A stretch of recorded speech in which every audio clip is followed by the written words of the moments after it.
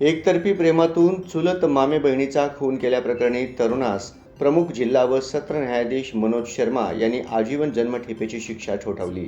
ज्योतिबा अशोक गायकवाड वय 35 राहणार विक्रांतनगर भीमनगरजवळ अक्कलकोट रोड सोलापूर असं शिक्षा झालेल्याचे नाव आहे. तर 8 फेब्रुवारी 2021 रोजी सुनीता लक्ष्मण कुसेकर वय 18 राहणार चंदेरी नगर रोशन प्रशालेजवळ मल्लिकार्जुन नगर अक्कलकोट रोड सोलापूर हिचा खून झाला होता. या प्रकरणी मृत युवतीची बहीण श्रुतिका लक्ष्मण कुसेकर वय 25 हिने फिर्याद दिली होती. आरोपी ज्योतिबा हा श्रुतिका हिची चुलत आत्या प्रतिभा गायकवाड यांचा मुलगा आहे. अंदाजे घटनेच्या 3 महिन्यापूर्वी ते मायलेक श्रुतिका यांच्या घरी आले होते. त्यांनी तिची लहान बहीण सुनीता हिला लग्नासाठी मागणी घातली.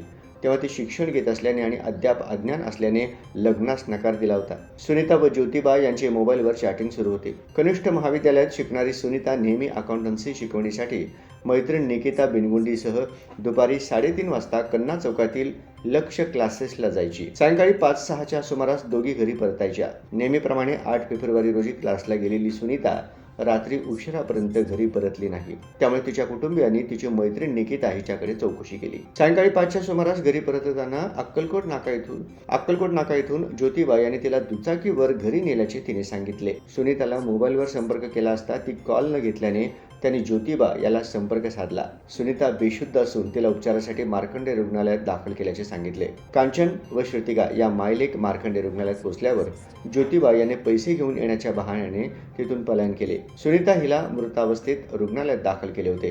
तिच्या गळ्यावर पायावर जखमा होत्या. त्याने तिला रुग्णालयात आणल्याची घटना तेथील कॅमेऱ्यात कैद झाली होती. तिचा गळा दाबून मृत्यू झाल्याचा अहवाल आल्यानंतर फिर्यादीवरून गुन्हा दाखल झाला. खटल्यात सरकार पक्षातर्फे ॲडव्होकेट आनंद कुर्डूकर, मूळ फिर्यादीतर्फे ॲडव्होकेट रविराज सरवदे, ॲडव्होकेट पूजा सरवदे, ॲडव्होकेट रोहिणी भंडारे, बचाव पक्षातर्फे ॲडव्होकेट इनामदार यांनी काम पाहिले. तर पैरवी अधिकारी कॉन्स्टेबल प्रवीण जाधव होते.